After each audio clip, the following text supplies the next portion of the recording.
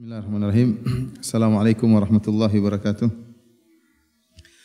Innal hamdalillah nahmaduhu wa nasta'inuhu wa nastahdihi wa natubu ilaih wa na'udzu billahi min syururi anfusina wa min sayyiati a'malina.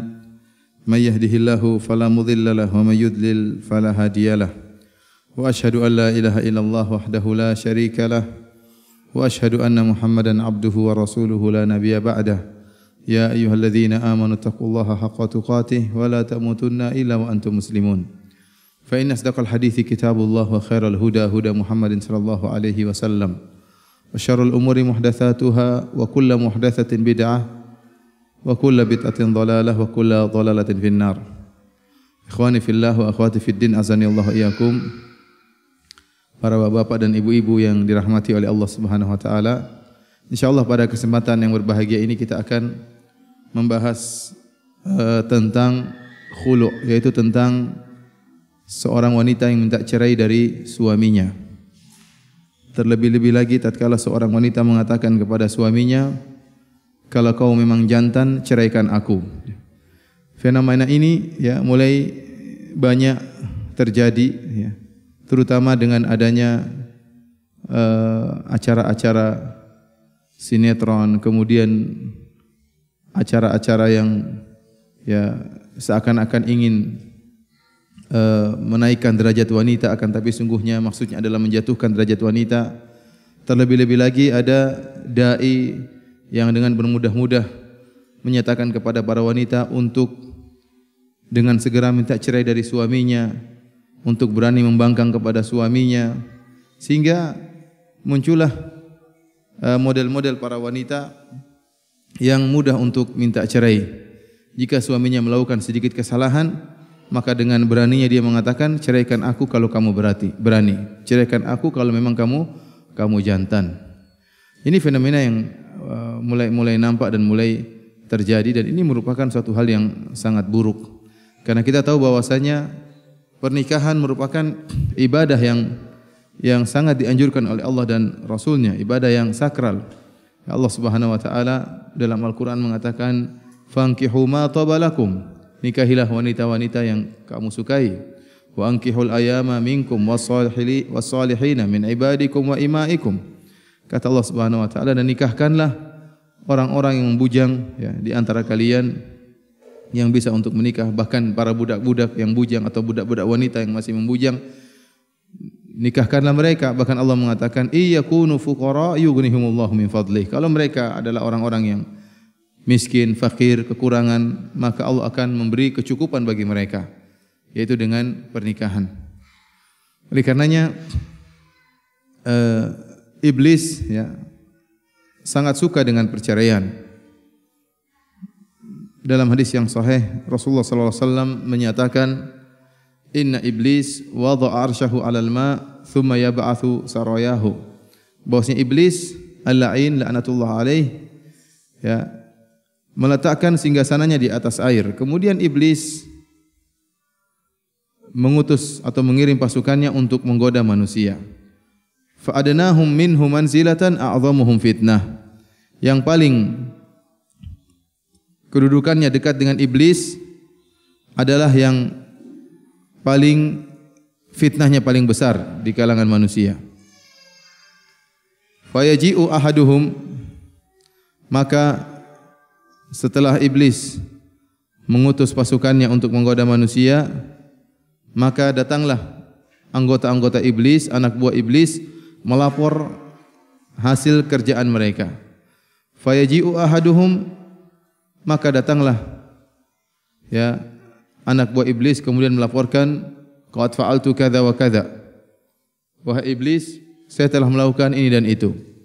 Maka kata iblis, ma fa'alta syai'an, kau belum melakukan apa-apa.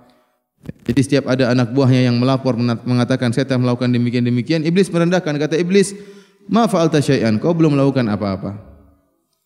Sampai akhirnya datang salah satu dari anak buah iblis mengatakan, la azalu bihi hatta farraqtu bainahu wa baina imra'atihi. Ya iblis, saya terus menggoda sang lelaki sampai akhirnya saya berhasil menceraikan dia dari istrinya. Maka kata iblis, ni'ma anta, engkau yang hebat. Ya, iblis memuji anak buahnya yang berhasil menceraikan seorang laki dari istrinya. Oleh karenanya, di antara program yang sangat dicintai oleh iblis adalah program memisahkan antara suami dan istri. Ya. Program memisahkan antara suami dan istri. Karenanya jangan sampai kita terjebak dengan program iblis ini, baik kita sadari maupun tidak kita sadari. Akhirnya kita dengan mudah menceraikan istri kita, atau sang wanita begitu mudah untuk minta cerai dari suaminya. Demikian juga jangan sampai kita mendukung program iblis ini dengan memprovokasi seorang suami untuk menceraikan istrinya, atau tatkala ada seorang istri mengeluh tentang kelakuan suaminya lantas kita memprovokasi sang istri untuk segera minta cerai. Kita bilang minta cerai saja. Karena sungguhnya program perceraian adalah program utama iblis. Jangan sampai kita terjebak dan jangan sampai juga kita memprovokasi program ini. Karenanya kita ada perhatikan dalam syariat, ya. Perceraian adalah jalan keluar yang terakhir. Allah Subhanahu wa taala ya memberi jalan-jalan yang lain sebelum terjadi perceraian. Jika wanita melakukan nusyuz, ya, membangkang kepada suaminya, kata Allah fa'idhuhunna wahjuruhunna fil madhaji' wadribuhun, ya. Berilah nasihat terlebih dahulu, kemudian menghajar atau memboikot sang istri. Kalau tidak sembuh lagi maka dengan memukul sang istri dorban ghairu mubarrih, pukulan yang tidak memberi bekas. Allah juga mengatakan fab'athu hakaman min ahlihi wa hakaman min ahliha yurida islaha yuwaffiqillahu bainahuma. Kalau terjadi pertikaian atau percekcokan antara suami dan istri dan kemudian suami istri tidak bisa menghadapi permasalahan tersebut, maka ditempuh jalan yang lain dengan mengutus utusan dari pihak suami dan utusan dari pihak istri dalam rangka untuk mencari islah, mencari perbaikan. Intinya tidaklah perceraian ditempuh kecuali jalan terakhir. Kalau memang sudah tidak ada jalan kecuali perceraian, maka demikianlah syariat membolehkan perceraian, karena syariat Islam bukanlah syariatnya orang-orang Nasrani yang mengharamkan perceraian. Ya, karena memang terkadang perceraian harus ditempuh. Tatkala tujuan pernikahan tidak bisa didapatkan. Mawaddah tidak didapatkan, rahmah tidak didapatkan, ya. Sakinah, ketenangan kebahagiaan tidak bisa diperoleh. Maka jika ternyata tidak bisa memperoleh hal tujuan yang merupakan maqasidul zawaj, tujuan-tujuan pernikahan, maka syariat membolehkan terjadinya perceraian. Namun ini adalah tahapan yang terakhir. Ingat, ini adalah tahapan yang terakhir. Selama ada jalan maksimal bisa dilakukan selain perceraian, maka jangan kita menempuh perceraian, karena perceraian merupakan program utama iblis dan anak buahnya. Para hadirin dan hadirat yang dirahmati oleh Allah Subhanahu wa taala, terkhususkan kepada ibu-ibu yang dirahmati oleh Allah Subhanahu wa taala, ya. Allah Subhanahu wa taala menjadikan perceraian di tangan para lelaki. Karena para lelaki lah yang membayar mahar.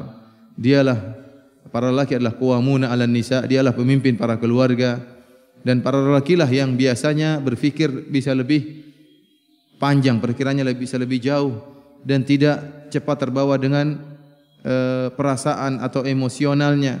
Ini kita berbicara secara umum tentang para lelaki. Tentunya ada para lelaki yang aneh, yang kewanita-wanitaan, yang terlalu mengikut perasaan, mudah tersinggung sebagaimana wanita, ada juga, ya. Tapi secara umum para lelaki demikian, ya, berfikirnya lebih panjang, lebih berhati-hati dalam bertindak, kemudian tidak lebih mendahulukan akalnya daripada perasaannya, berbeda dengan para wanita. Ya, dan para lelaki lah yang bayar mahar dan telah mengeluarkan biaya. Oleh karenanya, ya, at-talaq liman akhadha bisaq, bahwasanya perceraian di tangan para lelaki. Ya, bukanlah perceraian di tangan para wanita sebagaimana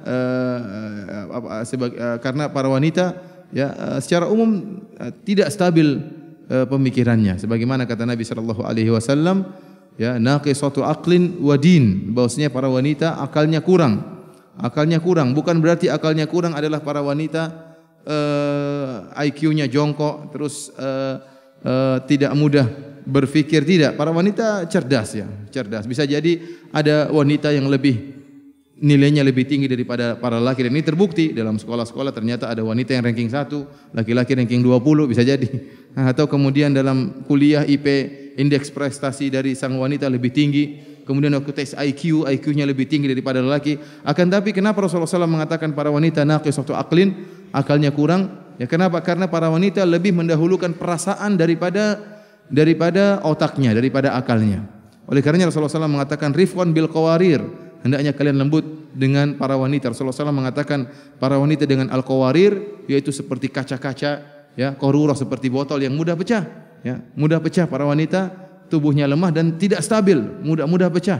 Demikianlah gambaran seorang wanita yang kurang akalnya. Artinya apa? Dia lebih mendahulukan perasaannya daripada akalnya. Terlebih lagi jika dia mengalami kondisi-kondisi yang sulit. Seperti apa? Tatkala dia sedang datang bulan, ya. Tubuhnya lemas, kemudian mudah emosi, marah-marah, dan ini bisa dirasakan oleh para suami, berubahnya emosional seorang wanita tatkala mengalami kondisi-kondisi tertentu. Contohnya juga seperti wanita sedang hamil. Wanita sedang hamil maka dia juga mengalami perubahan kondisi-kondisi. Demikianlah para wanita, kondisinya tidak stabil. Kalau seandainya perceraian di tangan para wanita, ya, maka mungkin dalam sehari dia bisa menceraikan suaminya 5 kali atau 10 kali. Sedikit-sedikit suaminya tidak memenuhi permintaannya langsung dicerai, ya. Suruh belikan coklat, enggak belikan coklat, kamu saya cerai saja. Ya, banyak ya hal-hal yang memudahkan sang wanita untuk menceraikan suaminya. Kenapa? Karena dia lebih mendahulukan perasaannya daripada akalnya, daripada otaknya. Oleh karenanya di antara hikmah dari Allah Subhanahu wa taala, Allah menjadikan perceraian di tangan para lelaki, ya. Akan tapi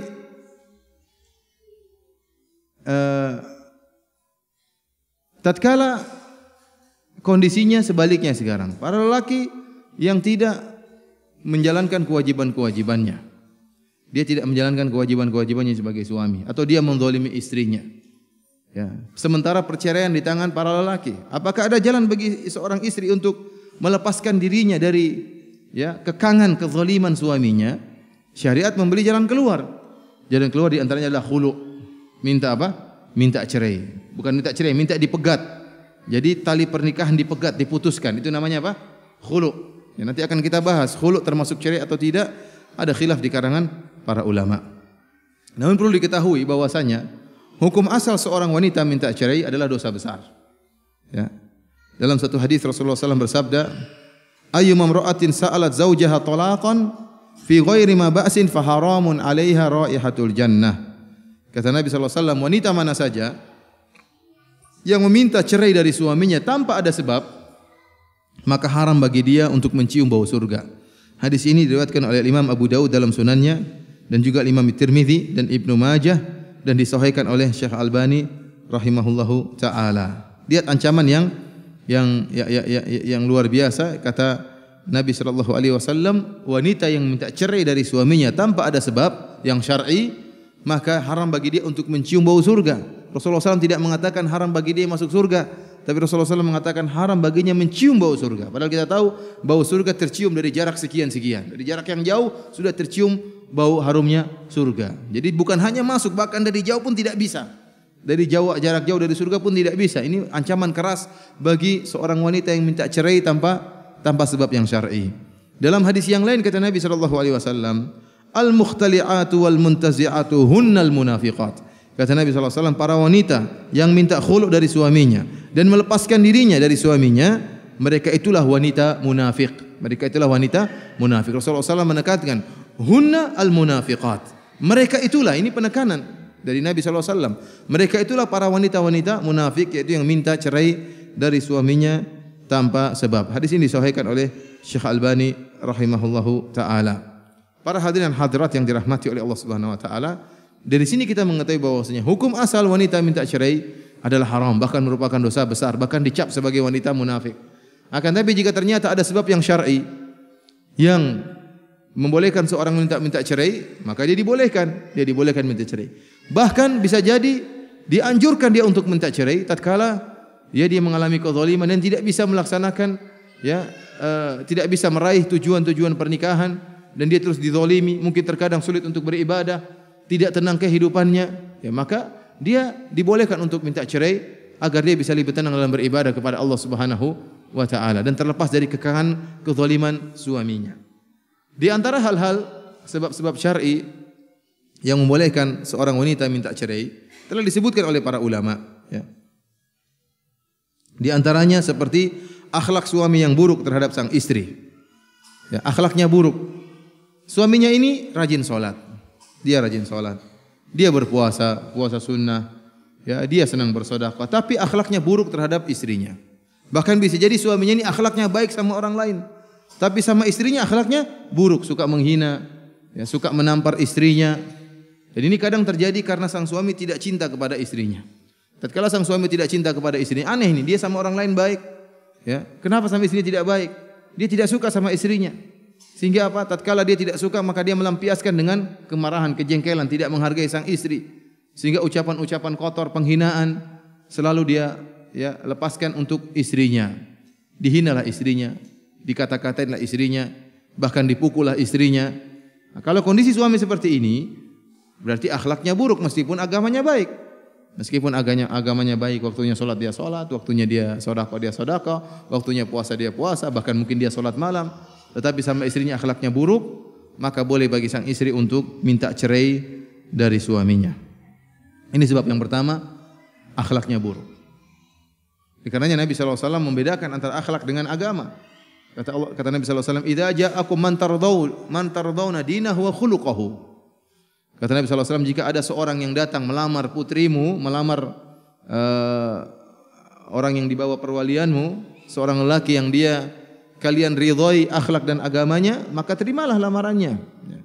Berarti ada akhlak, ada agama. Buktinya para ulama menyebutkan, kalau ada orang yang akhlaknya baik, agamanya baik tapi akhlaknya buruk, ya, maka boleh bagi seorang wanita untuk minta cerai. Perkara yang kedua yang bolehkan seorang wanita minta cerai adalah sebaliknya. Sebaliknya, akhlaknya baik tapi agamanya buruk. Akhlaknya Masya Allah, manis sama istrinya, ya, ramah sama orang lain, sopan terhadap mertua, akhlak luar biasa. Tapi agamanya buruk, ya. Melakukan dosa-dosa, kadang berzina, kadang minum bir, dia tidak ganggu orang lain.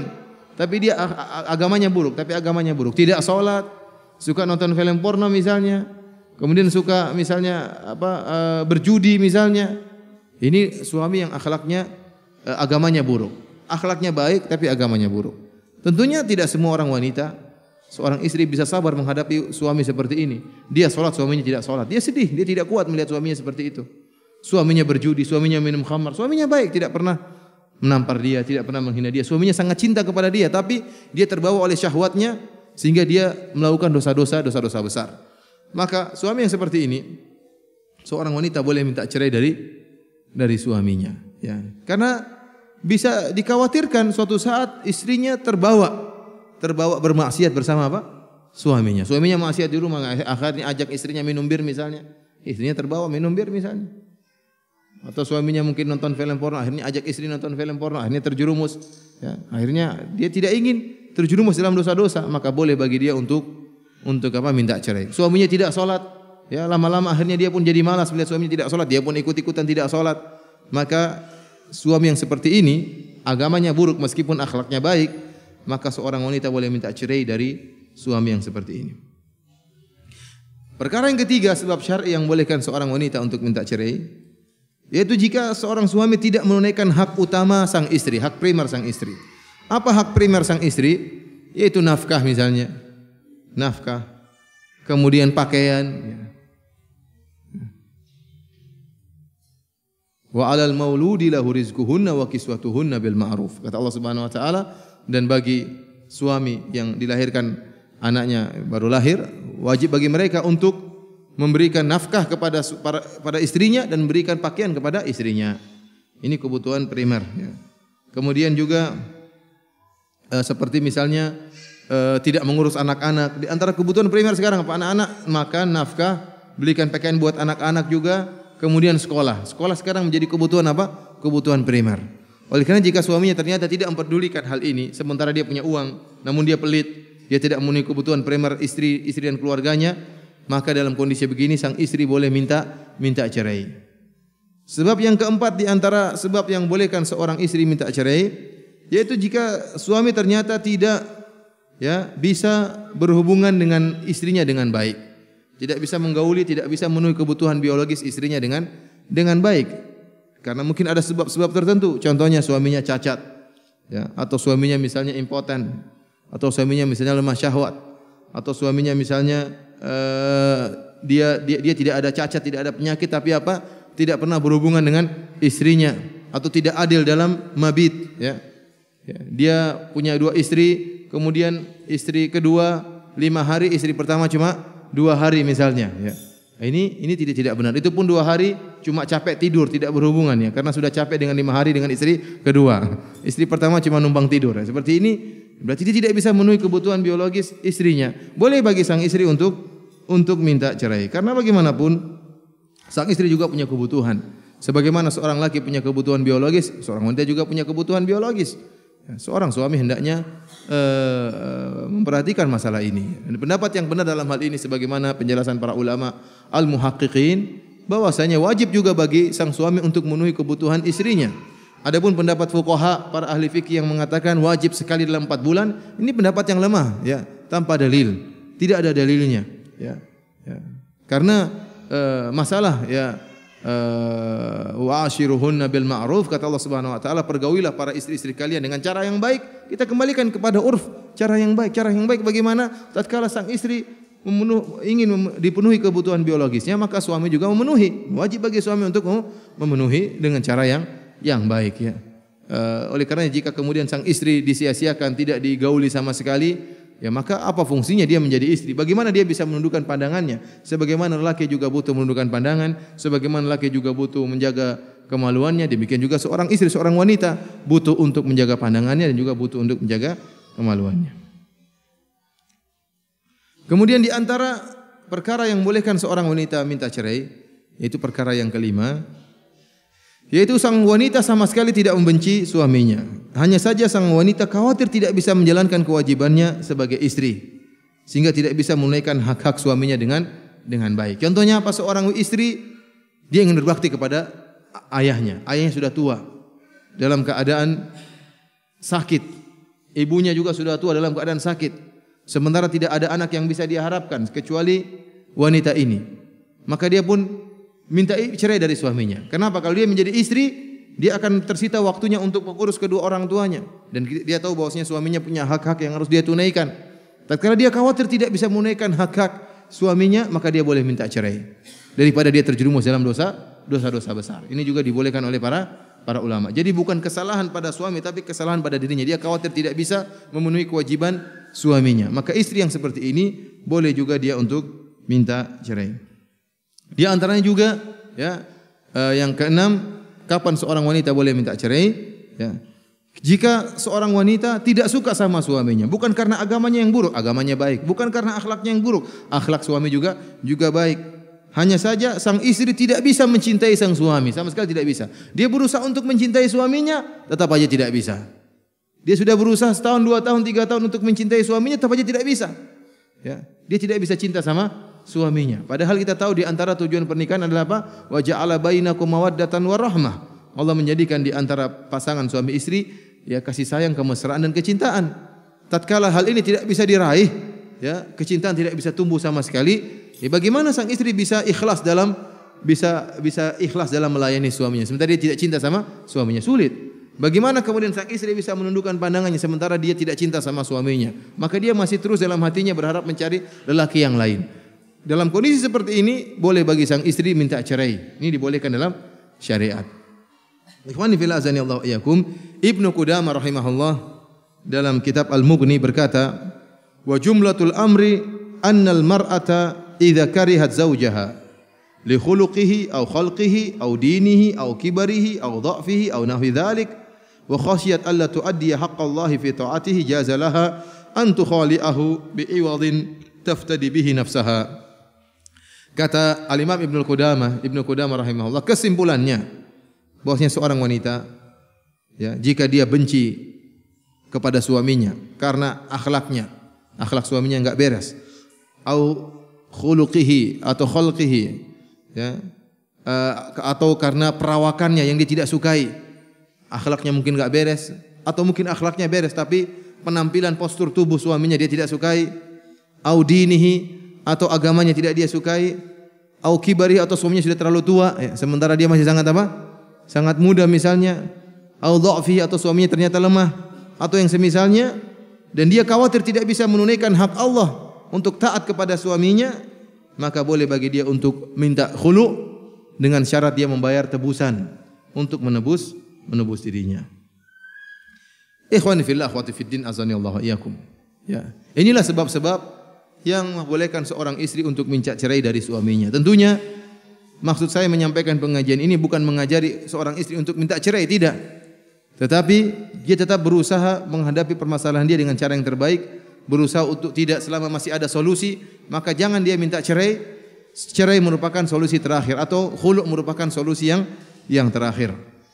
Dan khulu' yang pertama kali terjadi di Islam itu di zaman Nabi sallallahu alaihi wasallam adalah kisah istri dari Thabit bin Qais bin Syammas radhiyallahu taala anhu.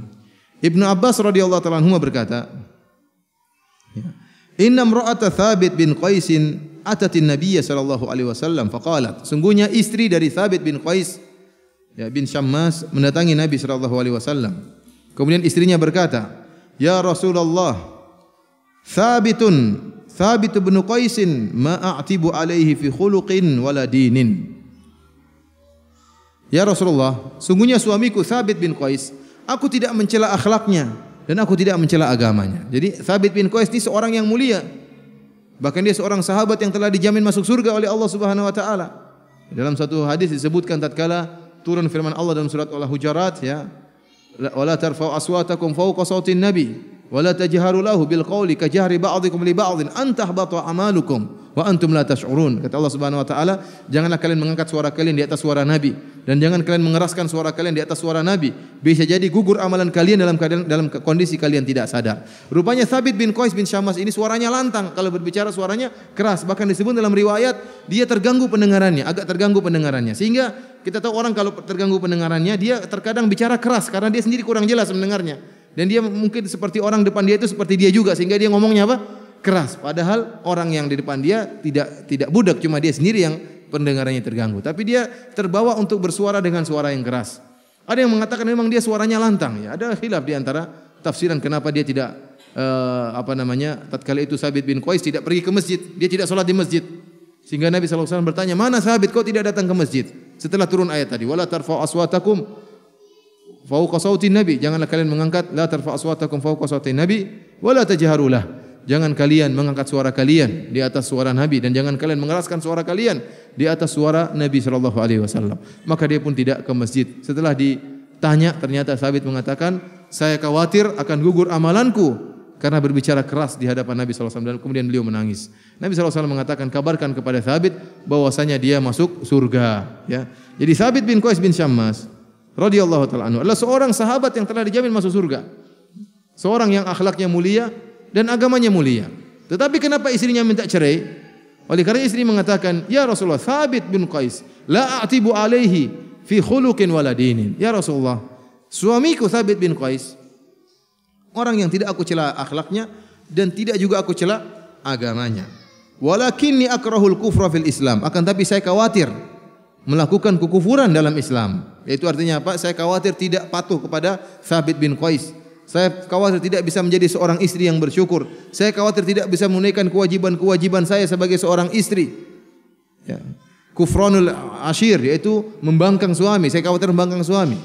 Ya, karena kita wajar seorang wanita karena tidak suka sama suaminya, dia tidak akan taat, dia tidak bisa melayani suaminya dengan ikhlas, dengan patuh. Kenapa? Karena dia benci dengan suaminya.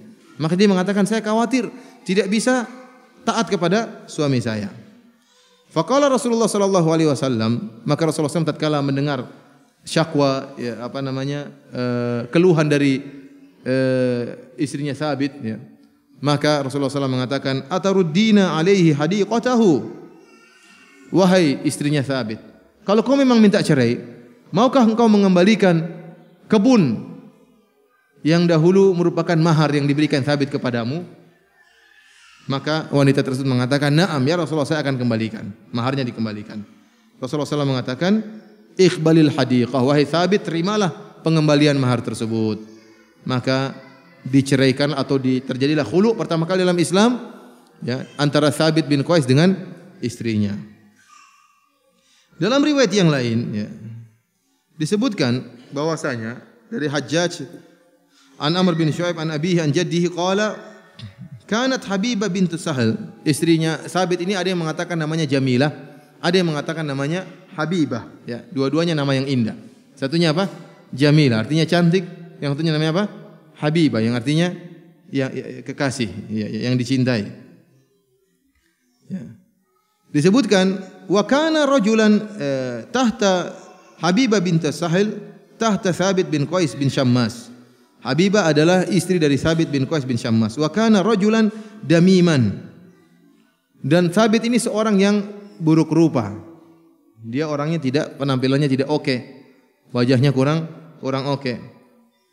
Faqalat, maka istrinya yang cantik ini berkata kepada Rasulullah, "Ya Rasulullah, laula makhafatullah idza dakhala alayya labasaqtu fi wajhihi." Kata dia, "Ya Rasulullah, kalau bukan karena saya takut kepada Allah, kalau suamiku masuk rumah akan saya ludahi wajahnya." Akan saya ludahi wajahnya karena saking jengkelnya, saking tidak sukanya sama.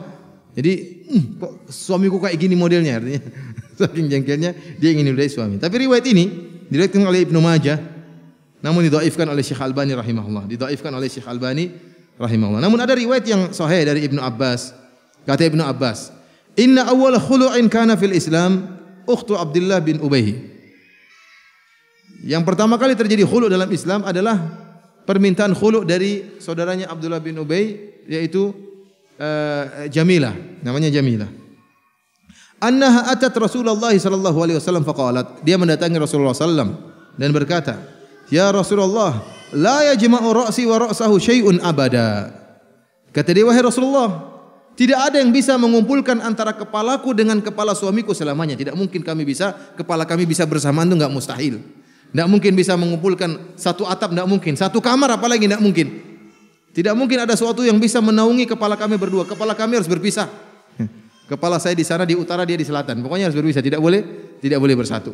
Tidak mungkin ada yang bisa menyatukan kami selamanya," kata dia. Bahkan dia mengatakan la yajma'u ra'si wa ra'sahu syai'un abada. Ini benar-benar penekanan. Jadi dia menggunakan kalimat, ya, kalau dalam kaidah usul fikih kalimat umum, dia mengatakan tidak ada yang bisa mengumpulkan kami, tidak bisa mengumpulkan kepalaku dengan kepalanya suatu apapun selamanya. Jadi luar biasa ini. Dia sudah menjazam, memastikan tidak ada bisa menyatukan kami. Kenapa? Apa sebabnya? Dia jelaskan, "Inni rafa'tu janibal khaba' fara'aituhu aqbala fi iddatin." Suatu saat, ya, saya di rumah dan saya lihat Thabit suamiku berjalan bersama beberapa laki-laki. Kemudian saya angkat sitar di rumah dan saya lihat Thabit berjalan dengan teman-temannya. Fa idza huwa ashadduhum sawadan. Setelah saya perhatikan Thabit suamiku dibandingkan dengan laki-laki yang lain, dengan teman-temannya, ternyata suamiku yang paling top hitamnya. Wa aksaruhum qamah, dan yang paling top pendeknya. Wa akbahuhum wajah, dan yang paling buruk rupa. Jadi saya tatkala lihat, ternyata suamiku paling hitam, paling pendek, dan paling buruk rupa. Akhirnya Thabit tatkala dilaporkan demikian, dia mengatakan, "Ya Rasulullah, inni a'taituha afdhala mali." Wahai Rasulullah, dia meminta cerai dari saya. Saya sudah kasih mahar jadi dari hartaku yang paling saya sukai. Kita tahu bahwasanya zaman dahulu, di zaman Rasulullah SAW, para sahabatnya, kalau orang sudah punya kebun, itu seperti sudah punya perusahaan. Ya, itu harta yang paling mulia tatkala itu, paling top. Kenapa? Karena sudah ada korma, dalam kebun itu juga terkadang ada sumur. Sudah apa yang dicari? Tidak akan takut kelaparan. Ya, jadi orang kaya raya. Oleh karenanya dulu kaum Ansar di Madinah, mereka kaya dengan apa? Semakin yang punya banyak kebun semakin kaya. Ya, karena itulah perdagangan mereka, usaha mereka, mata pencarian mereka di Madinah adalah dengan berkebun. Oleh karenanya kebun tatkala itu merupakan harta yang termasuk harta yang paling mulia. Maka dia mengatakannya, "Rasulullah, bagaimana dia minta cerai dari saya sementara saya sudah berikan a'taituha afdhala mali. Saya berikan kepada dia hartaku yang paling mulia. Hadiqah, sebuah kebun." Kemudian kata Thabit, "Fa in raddat alayya hadiqati." Kalau dia mengembalikan kebun saya yang saya berikan kepada dia sebagai mahar, akan saya pisahkan dia dari diriku. Maka mendengar perkataan Thabit, Nabi tawarkan kepada istrinya, Jamilah, "Wahai Jamilah, ma taqulin? Bagaimana menurutmu dengan tawaran Thabit minta kembali maharnya?" Apa kata istrinya dengan penuh pedenya? "Na'am, wa in sya'a zidtuhu." Saya akan kembalikan maharnya tersebut, saya akan kembalikan kebunnya tersebut, dan kalau dia mau saya tambah lagi duitnya. Artinya saking semangat untuk diceraikan. Inilah ikhwani fillah azani Allah wa iyyakum, ya. Kasus khulu yang pertama kali terjadi dalam Islam, permintaan istri Sabit yang bernama Jamilah atau Habibah binti Sahal, yang dia minta cerai karena tidak bisa mencintai suaminya. Tidak bisa mencintai suaminya. Padahal suaminya mencintai dia.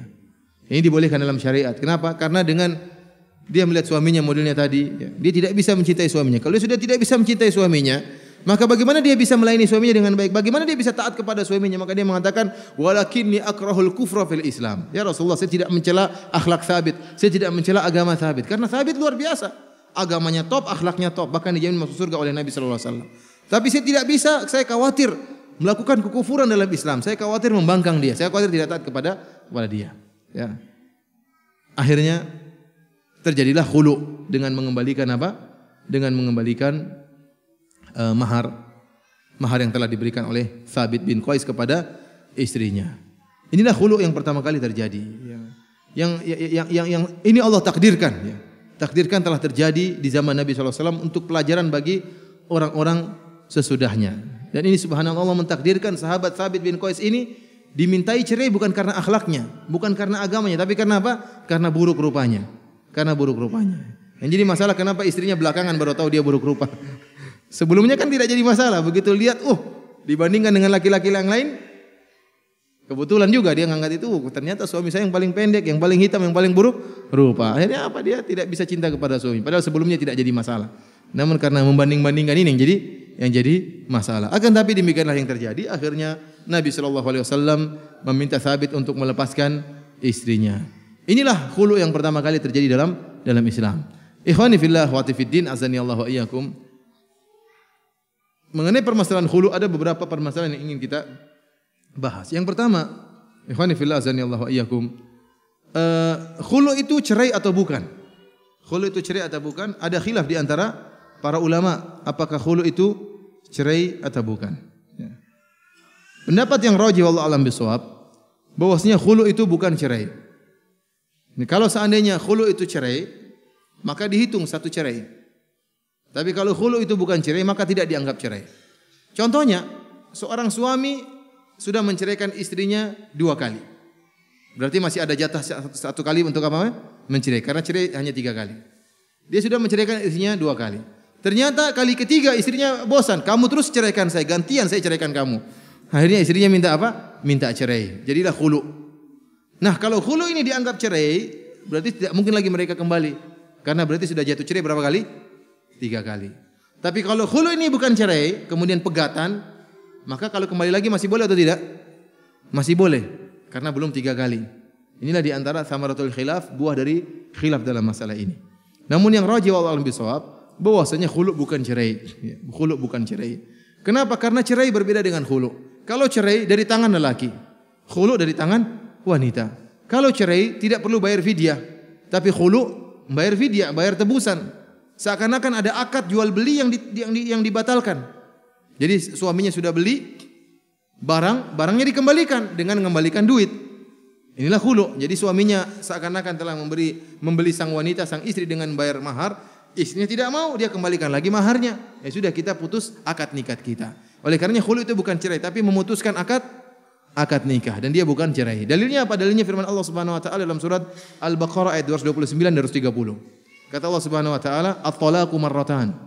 Fa imsakun bima'ruf aw tasrihun bi ihsan." Ya. Kata Allah Subhanahu wa taala, talak itu yang boleh dirujuki, boleh orang rujuk cuma 2 kali. Setelah itu boleh rujuk lagi dengan cara yang ma'ruf atau menceraikan dengan cara yang baik. Ya. Fa imsakun bima'ruf artinya kembali lagi, au tasrihum bi ihsan atau menceraikan dengan cara yang baik. Kemudian Allah mengatakan, "Wala yahillu lakum an ta'khudhu mimma ataitumuhunna syai'an illa ay yakhafa alla yuqima hududallah." Kemudian kata Allah Subhanahu wa taala, "Fa in khiftum alla yuqima hududallah fala junaha 'alaihima fi ma iftadat bih." Kalau ternyata keduanya khawatir tidak bisa melaksanakan ketaatan kepada Allah, maka tidak mengapa bagi keduanya, yaitu suami boleh mengambil harta fi maftadat bih, harta yang dibayar oleh istrinya. Ini fidyah. Allah setelah menyebutkan bahwa cerai itu 2 kali, Allah menyebutkan tentang masalah fidyah. Kemudian Allah Subhanahu wa taala berfirman dalam ayat 230, "Fa in talaqaha fala tahillu lahu min ba'du hatta tankiha zaujan ghairah." Dan jika ternyata dia menceraikan istrinya untuk ketiga kalinya, maka tidak halal bagi istrinya untuk kembali lagi kepada suaminya sampai istrinya dinikahi oleh laki-laki yang lain. Fa in talaqaha fala junaha alaihi ma yataraja'a. Dan kemudian jika ternyata istrinya sudah dinikahi oleh laki-laki lain, kemudian laki-laki lain tadi menceraikan istrinya, maka boleh lagi kembali. Jadi antum perhatikan di ayat 229 Allah sebutkan tentang at-talaqu marratan, cerai itu dua kali. Kemudian ayat 230 Allah menyatakan fa in talaqaha, ayat yang ketiga, ayat cerai yang ketiga. Jadi Allah menyebutkan dua cerai dengan cerai yang ketiga. Di antara dua ayat ini Allah sebutkan di tengah-tengah fala junaha alaihi ma fi maftadat bi. Allah sebutkan tentang fidyah. Allah sebutkan tentang fidyah. Berarti fidyah bukan cerai. Fidyah bukan apa? Cerai. Karena seandainya kalau fidyah cerai, maka ini talak yang keempat yang ayat 230. Ya, talak yang keempat. Ternyata Allah sebutkan di antara dua talak dengan talak yang ketiga ada fidyah. Dari sini kata para ulama bahwasanya fidyah itu bukan cerai. Fidyah itu bukan cerai tapi memutuskan akad tali pernikahan dengan syarat sang wanita membayar fidyah, tebusan. Seakan-akan mengembalikan uang pembelian dikembalikan barang kembali. Ya. Barang kembali. Jadi uang dikembalikan barang kembali. Jadi dia bukan cerai. Jadi kalau misalnya seorang suami telah menceraikan istrinya dua kali. Kemudian kali ketiga istrinya mengatakan kamu terus ceraikan saya, sekarang gantian saya ceraikan kamu. Akhirnya dia pun minta khulu, dia bayar fidyah. Maka putus. Ternyata setelah berpisah menyesal, anak-anaknya nangis, mana ayahku, mana ibuku, dan sering terjadi demikian. Setelah cerai baru timbul apa? Penyesalan. Ya, setelah timbul penyesalan akhirnya ayo kita kembali lagi deh. Masih boleh atau tidak? Boleh. Karena baru cerai dua kali. Masih ada kesempatan cerai yang ketiga kali, maka boleh kembali. Kemudian hukum yang kedua yang berkaitan dengan fidyah, dengan khulu, yaitu bahwasanya apakah wanita khulu ada iddahnya atau tidak? Ya. Yang benar bahwasanya wanita yang dikhulu, ya, ada iddah atau tidak ada iddah, tapi iddahnya cuma haidhah wahidah, cuma satu kali apa? Haid. Ada yang mengatakan iddah, ada yang mengatakan istibra'ir rahim, yaitu membersihkan rahim, ya.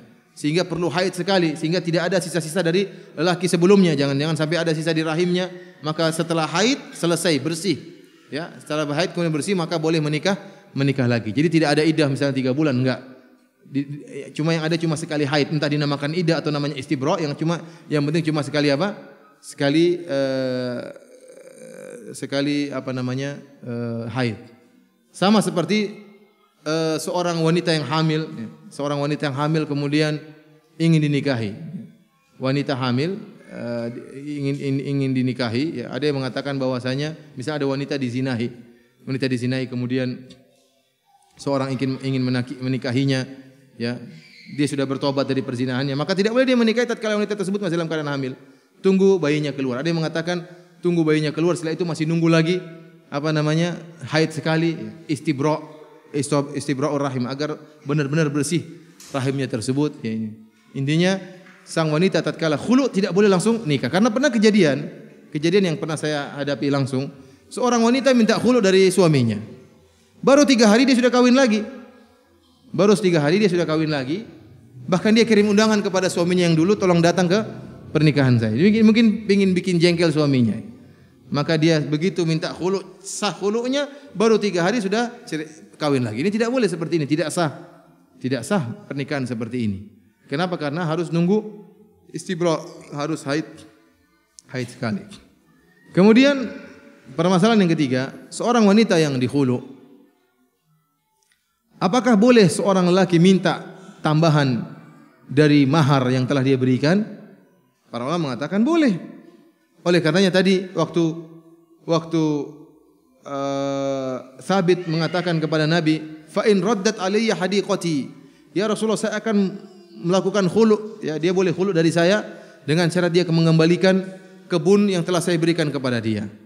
Kemudian tatkala Nabi SAW mengatakan, ma taqulin, apa yang kau katakan wahai Jamilah? Apa kau akan mengembalikan kebunnya kepada Thabit? Maka Jamilah mengatakan, na'am, wa in syaa zidtuhu, saya akan kembalikan, dan jika dia mau saya akan beri tambahan. Oleh karenanya terkadang seorang suami tatkala diminta cerai, dia minta tambahan harta. Kenapa? Karena dia bukan cuma masalah mahar, dia telah rugi. Mungkin dia telah pernah belikan rumah, atau dia belikan mobil, atau dia bantu ongkos kesehatannya. Dia mungkin istrinya waktu operasi dia keluarkan uang, maka dia bilang, kamu boleh minta cerai, minta khulu dari saya, tapi bayar dulu pengeluaran saya selama ini, nota-notanya masih ada ya. Kalau kamu mau ya. Ini boleh, karena memang ini hal yang sudah dia lakukan, dia rugi selama ini. Ternyata istrinya minta cerai. Terutama kalau ternyata perceraian tersebut timbul dari istrinya yang kurang ajar. Istrinya yang kurang ajar, maka dia boleh minta.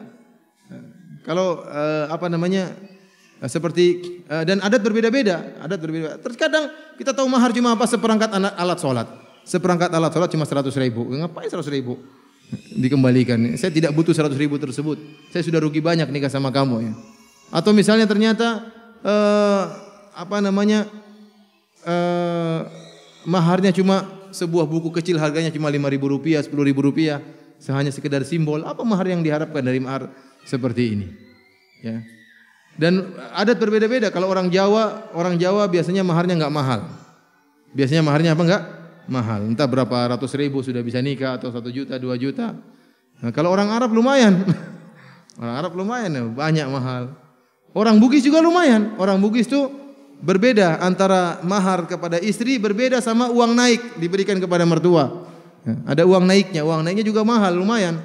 Jadi untuk pengambilan anaknya dia butuh uang naik berikan kepada istrinya. Kemudian uang mahar kepada istrinya. Uang naik buat orang tuanya, buat mertuanya.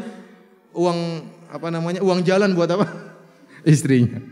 Orang Jawa enak, naik turun gratis. Orang Bugis naik bayar. Naik bayar, harus ada duit.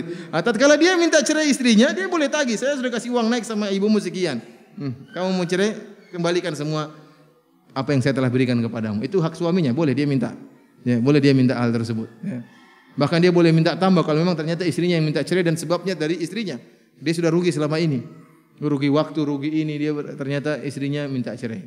Maka boleh bagi sang suami untuk minta lebih daripada tebusan, tapi yang masuk akal. Jangan yang tidak masuk akal. Maharnya cuma 10 juta dia minta 1 miliar, yang enggak masuk akal seperti ini. Ya.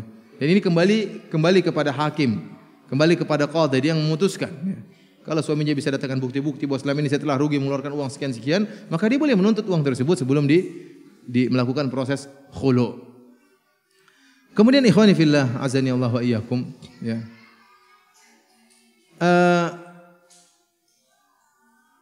Jika telah terjadi khulu, maka sang suami tidak bisa menceraikan suaminya lagi, tidak bisa menceraikan istrinya lagi. Contohnya, sang istri minta khulu dari suaminya. Kemudian suaminya mengatakan, saya setuju, kamu saya khulu. Terus karena jengkel suaminya, supaya kamu tidak bisa kembali lagi, saya ceraikan sekalian talak 3. Maka talak 3 ini tidak jatuh. Kenapa? Karena sudah khulu dulu baru talak. Kalau khulu sudah putus tali pernikahan. Tatkala sudah putus tali pernikahan, suaminya bukan suami lagi. Oleh karena tidak bisa menjatuhkan talak 3, talak 1, talak 2, talak 3 tidak bisa. Kenapa? Karena proses talak telah terjadi setelah apa? Setelah khulu. Faham atau tidak? Paham. Jadi kalau talak jatuh setelah khulu maka tidak dianggap. Kenapa? Karena tali pernikahan sudah putus, maka suami statusnya bukan lagi suami, tidak bisa menjatuhkan apa? Perceraian. Kemudian yang berkaitan dengan masalah khulu. Kalau sudah terjadi proses khulu, kemudian suatu saat mereka berdua sadar dan ternyata masih saling mencintai, menyesali apa yang telah terjadi, maka boleh mereka kembali namun dengan proses pernikahan yang baru. Seakan-akan mereka berdua tidak pernah kenal sebelumnya. Jadi harus ada walinya, harus ada saksinya, harus ada maharnya, seperti nikah baru. Seperti nikah baru. Karena apa? Karena sudah pernah memutuskan apa? Perceraian. Jadi kalau ingin kembali lagi, maka bukan rujuk tapi nikah baru. Beda kalau cerai 1, cerai 2, talak 1, talak 2, kalau kembali tinggal kembali selama dalam masa iddah. Tapi kalau khulu ingin kembali lagi harus pernikahan baru. Pernikahan baru dengan mahar yang baru, dengan wali dan syarat-syarat pernikahan yang seperti awalnya. Dan yang terakhir, ikhwani fillah azani wa hakum ibu yang sekalian dirahmati Allah Subhanahu wa taala, tatkala seorang istri meminta cerai dari suaminya jangan terpancing emosi. Terutama jika kita tahu istri tadi wanita naqisati aqlin, akal mereka pendek, akal mereka kurang. Terkadang sang istri emosi dan mengatakan, wahai suamiku, ceraikan aku kalau kamu jantan, kalau kamu laki-laki ceraikan aku. Ya. Maka jangan terpancing dengan perkataan istri. Justru kalau suami terpancing dan mengatakan, saya ceraikan kamu, berarti suaminya tidak jantan, tapi dia wanita seperti istrinya. Kenapa? Karena dia mendahulukan perasaannya daripada akalnya. Oleh karena tidak semua wanita minta cerai kita penuhi permintaannya. Wanita seperti itu, dia sok-sok kadang ceraikan saya kalau kamu berani. Padahal dalam hatinya, aduh kalau dia ceraikan mati saya. Jadi sering terjadi seperti itu, mati gua kalau dia ceraikan saya. Sudah tua begini, sudah cerai, siapa yang mau sama saya? Udah enggak laku. Ya. Sementara wanita-wanita muda menanti. Ya. Nah, oleh karenanya terkadang seorang suami jangan terpancing kalau istrinya mengatakan, kalau kamu jantan, kalau kamu laki-laki ceraikan saya. Jadi saya katakan kalau kamu jantan jangan ceraikan. Tapi kalau kamu betina ceraikan ya. Bagaimana dia? Mudah emosi. Karena kita kembali lagi bahwasanya perceraian merupakan perkara yang sangat dicintai oleh iblis. Merupakan program utama iblis adalah memisahkan antara suami dan istri. Karena iblis tahu kalau sudah terjadi perceraian maka banyak kemudaratan yang akan timbul. Banyak kemudaratan. Terkadang seorang wanita jadi terkatung-katung, tidak laku lagi. Kita tahu bagaimana nasib janda, ya. Nasib janda terkadang genit-genit ya. Kenapa? Karena ingin nikah juga enggak ada yang mau. Kemudian bagaimana anak-anak? Akhirnya dia harus keluar rumah kerja. Repot kan wanita keluar rumah kerja. Tatkala tidak ada yang mengayomi dia harus keluar rumah kerja campur dengan laki-laki. Ya. Kemudian terkadang bersolek di hadapan laki-laki yang lain karena ingin dinikahi. Anak-anaknya bagaimana? Tidak mendapatkan kasih sayang orang tua, tidak mereka sayang seorang ibu. Ya. Terkadang anak-anak terlantarkan, yang ngurus kakeknya, yang ngurus pamannya, yang ngurus bibinya. Nah, ini kemudaratan yang sangat diharapkan oleh iblis. Oleh karenanya kita sebagai seorang laki, demikian juga para wanita, ya hati-hati jangan sering terpancing untuk mudah minta cerai atau jangan mudah terpancing untuk menceraikan istri-istri kita. Demikian saja wallahu a'lam bishawab. Maksud saya menyampaikan kajian ini bukanlah mengajari para wanita untuk minta cerai, tetapi untuk mengingatkan kepada para laki bahwasanya para wanita juga punya hak, ya. Jika pada kondisi tertentu Allah memberikan jalan keluar adanya khulu. Jika suami terus menzalimi sementara sang istri tidak cerai berada di tangan suami dan suami tidak pernah menceraikan, maka boleh bagi sang istri untuk minta cerai dari suaminya jika memang kondisinya mengharuskan demikian. Wallahu ta'ala alam bishawab. Kalau ada yang bertanya saya persilakan. Bolehkah untuk menunda keinginan suami yang mengajak keranjang? Dalam hal ini suami mengiyakan atau ia ridho-ridho aja. Mungkin dia ridho-ridho aja depan tapi dalam hatinya dongkol ya. Tidak tahu kita. Kalau memang ada alasan yang syar'i untuk menunda keranjang ya. Misalnya istri sangat letih atau ada hal-hal yang lain yang mendesak, maka tidak mengapa. Tetapi jika tidak ada alasan, tidak ada suatu yang menghalangi, kenapa dia menunda-nunda? Hendaknya dia segera menyambut panggilan suaminya. Dan ini berpahala. Saya ingatkan kepada ibu-ibu, ya kalau tidak ada alasan untuk menunda, maka jangan ditunda. Ya, jangan ditunda. Suami itu ya namanya syahwat, hasrat itu bisa muncul tiba-tiba. Ya kalau ditunda 1 jam lagi bisa jadi hilang hasratnya. Ya, atau dia hasrat sama wanita lain repot kan? Sekarang lagi hasrat sama anti, kemudian anti tunda-tunda, akhirnya hasratnya berpindah kepada wanita yang lain. Nah, repot seperti ini. Oleh karena jangan ditunda-tunda kecuali kalau ada alasan yang syar'i. Ya, karena ini di antara kebutuhan yang mendesak tidak menerima penundaan. Kalau lapar masih bisa ditunda, ya. Tapi kalau ini sebaiknya jangan ditunda, segera dilayani. Bagaimana hukum pernikahan jika si laki-laki yang telah menghamili wanita dan ia menikahinya sementara belum melahirkan anaknya? Ini pendapat ada khilaf di antara para ulama, tetapi pendapat yang rajih wallahu a'lam bishawab, pernikahan tersebut tidak sah. Pernikahan tersebut tidak sah, maka harus menikah lagi. Harus menunggu anak yang lahir dan melakukan akad nikah yang baru, dan anak tersebut tidak boleh dinisbahkan kepada ayahnya karena itu ada anak dari hasil zina. Jadi kalau ada wanita yang dihamil oleh seorang lelaki, maka syaratnya wanita tersebut harus bertobat dan sang lelaki juga harus bertobat kepada Allah Subhanahu wa taala. Yang kedua harus menunggu anaknya lahir. Setelah anaknya lahir baru boleh menikah. Menikah dengan pernikahan biasa ada walinya. Anak tersebut adalah anak zina, tidak boleh dinisbahkan kepada bapaknya. Kalau bapaknya meninggal tidak boleh menerima harta warisan karena dia bukan anak dari anak yang halal tapi anak haram, anak dari hasil zina. wanita yang sudah hamil dinikahi, tadi caranya bagaimana sebenarnya yang lebih mendekati yang sahih. Tadi ditunggu lahir dulu anaknya, bertobat dulu, baru kemudian dinikahi dengan wali. Bedakah meminta cerai dengan khulu? Jadi minta cerai, kamu ceraikan saya, beda dengan dia minta diputuskan. Jadi kalau ceraikan saya kalau kamu berani, kemudian suami ceraikan, berarti suami yang jatuhkan cerai. Tetapi kalau khulu, istrinya bayar apa? Bayar fidyah, bayar tebusan untuk membatalkan tali akad pernikahan. Untuk membatalkan tali akad pernikahan. Apakah jatuh talak seorang laki-laki jika menjatuhkan talak kepada istrinya ketika dia sedang marah atau berkelahi? Memang ada orang yang menceraikan senyum-senyum? Tidak ada. Orang yang kalau lagi menceraikan biasanya lagi marah. Ya. Oleh karenanya kalau cerai syaratnya harus ketawa, ya enggak ada orang cerai kalau begitu. Istriku, kamu cantik sekali, kamu saya cerai ya. Enggak ada orang seperti itu. Namanya lagi cerai marah-marah. Kamu kurang ajar, kamu gini, kamu saya cerai ya. Jatuh cerai kalau begitu. Para ulama mengatakan hanya kemarahan yang tidak menjatuhkan cerai kalau kemarahan yang buat dia tidak sadar. Benar-benar dia enggak tahu apa yang dia omongkan. Sebagaimana orang setengah mabuk. Kalau sampai marah seperti ini, maka tidak jatuh cerainya. Kenapa? Di luar kesadaran. Tapi kalau dia masih sadar, dia masih waras, dia masih tahu apa yang dia ucapkan. Kamu dulu seperti ini, terjadi bantah-bantahan, berarti kan masih waras. Istrinya mengatakan, kamu yang begini, bukan, kamu yang begitu, bukan. Ini berarti kan masih waras. Buktinya dia masih bisa mematahkan hujah istrinya masih mematahkan hujah apa? Suaminya. Berarti masih waras, masih sadar. Kemudian, kamu saya cerai, jatuh cerai. Langsung KO istrinya. Waduh, kalah saya kalau begitu. Oleh karenanya istrinya, jangan sok-sok menang dalam berbantahan. Ujung-ujungnya kamu yang KO, akhirnya diceraikan sama suami. Kadang istri tidak mau kalah, kamu yang salah, iya kamu yang salah, pokoknya kamu yang salah. Udah kamu yang kalah. Akhirnya apa? Udah kalah, KO. Dicerai selesai. Bolehkah kita mendoakan suami agar tidak berpoligami? Saya tidak suka dipoligami. Siapa ini yang tidak suka dipoligami? Saya rasa semua istri tidak suka dipoligami. Bukan cuma anti saja yang tidak suka. Masalahnya para wanita tidak suka dipoligami, sementara para suami suka berpoligami. Ini repot. Ini bolehkah seorang istri berdoa agar tidak dipoligami? Boleh ya. Ini boleh. Boleh seorang istri berdoa kepada Allah agar tidak dipoligami. Kenapa? Karena berdoa kepada tentang suatu yang boleh dibolehkan. Boleh seorang berdoa minta suatu yang boleh. Boleh atau tidak? Yang tidak boleh kalau minta sesuatu yang haram.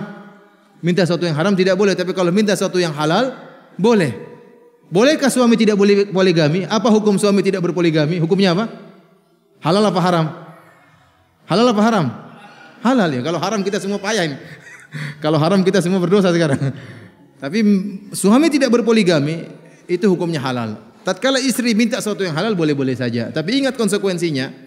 Namanya seorang itu bukan hanya sekedar berdoa tanpa ada usaha. Kalau tatkala seorang wanita berdoa kepada Allah, ya Allah jangan jadikan suamiku berpoligami. Ya Allah jadikanlah aku satu-satunya di hati suamiku. Maka dia mengumpulkan antara doa dengan usaha. Usahanya gimana? Dia meningkatkan pelayanan kepada suaminya. Dia perbaiki tubuhnya, ya.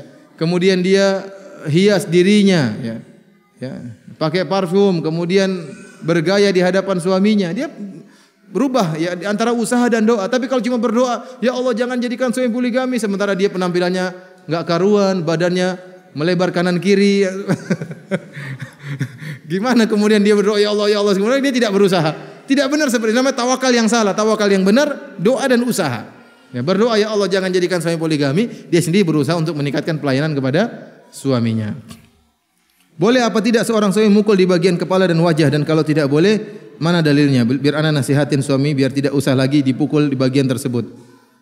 Subhanallah. Dia mengatakan, boleh apa tidak seorang suami mukul di bagian kepala dan wajah? Dan kalau tidak boleh kasih tahu ana dalilnya biar ana bisa nasihati suami biar tidak usah lagi dia mukul di bagian tersebut. Ini kasihan sering dipukul sama suami. Ya tidak boleh. Ya. Rasulullah dalam hadisnya saya lupa lafalnya tapi di antaranya ada apa namanya tidak boleh. Ya. Tidak boleh mukul wajah. Ya. Dan tidak boleh mukul dengan pukulan yang beri bekas. Apakah boleh seorang wanita menambah nilai mahar terkait kebutuhan untuk walimah? Walimah kan di tangan suami. Walimah di tangan suami. Boleh wanita mempersyaratkan saya minta mahar 30 juta, boleh-boleh saja. Tapi tentu yang paling pernikahan yang paling diberkahi adalah yang paling murah. Yang paling apa? murah, yang paling dimudahkan oleh Allah Subhanahu wa taala. Tapi boleh seorang wanita minta mahar 50 juta, boleh saja, terutama dia tahu misalnya suaminya orang kaya. Mahar saya 1 miliar kalau mau. Nah, kalau suaminya mau ya enggak jadi masalah. Kalau suami tidak mau, dicari wanita yang lain. Tapi boleh-boleh saja, terutama ternyata niat dia baik untuk agar bisa mengundang lebih banyak walimah. Mungkin suaminya punya undangan tersendiri, dia punya undangan tersendiri. Maka dia minta mahar dan dia ingin sebagian maharnya untuk membantu proses walimah. Ini boleh-boleh saja. Bagaimana dengan wanita yang minta cerai lantas si wanita menghabiskan harta suaminya, bahkan harus terus-menerus menuntut harta suaminya untuk nafkah dirinya? Bolehkah jika seperti itu? Tidak boleh. Kalau istri sudah minta cerai, sudah selesai. Dia minta cerai, kemudian suaminya menceraikan istrinya, ya, maka dia tidak menanggung istrinya lagi. Istrinya sudah orang lain, tidak berhak untuk dinafkahi. Kalau istrinya kemudian menuntut, maka dia menuntut sesuatu yang haram. Dia sudah bukan lagi istri laki-laki tersebut. Bagaimana dia menuntut harta dari seorang yang bukan suaminya? Dalam keadaan marah, sang suami menjatuhkan talak pada istrinya dengan berkata, "Ku talak kamu dengan 100 talak." Lalu di kemudian hari karena menyesal, sang suami menikah mantan istrinya lagi, namun sang istri dalam keadaan belum pernah menikah dengan orang lain. Apakah menjatuhkan talak seperti itu dengan sama dengan talak 3? Wallahu a'lam bishawab, saya tidak tahu. Bagaimana hukum talak laki-laki yang dia dalam keadaan mabuk? Kalau mabuk teler tidak jatuh ya. Tidak jatuh ya. Ada yang mengatakan bahwasanya dia dihukumi tetap jatuh karena dia salah dalam mabuk, salah sendiri kenapa dia mabuk, sehingga apa yang terjadi setelah mabuknya kembali kepada sang laki? Jawabannya tidak, yang benar tidak. Kenapa dia tidak sadar? Dia tidak sadar. Dan ini berkaitan dengan kemudaratan kepada istrinya. Ya, berbeda kalau kemudaratan yang dia lakukan sendiri, dia mabuk, dia rusakin barang, ya dia harus tanggung jawab. Tapi tatkala dia menzalimi istrinya, maka tidak jatuh talak tersebut karena dia dalam keadaan mabuk. Ustaz, manakah yang lebih utama bagi seorang akhwat antara birrul walidain, merawat ibu yang sedang sakit sedangkan dia khawatir tidak dapat menjaga agamanya di rumah sebab keluarganya yang jahil dan banyak maksiat, musik, ikhtilat, TV dan sebagainya, dengan menikah sehingga dia terjaga namun dia tidak bisa lagi birrul walidain, merawat seperti biasa? Saya rasa menikah lebih baik. Menikah namun persyaratkan kepada suami untuk diizinkan untuk sementara tinggal dekat dengan rumah orang tua dan sering mengunjungi orang tua. Persyaratkan tersebut kepada sang suami. Semoga suami menerima. Ini persyaratan yang boleh. Ini persyaratan yang boleh. Kalau suaminya memenuhi persyaratan tersebut, alhamdulillah.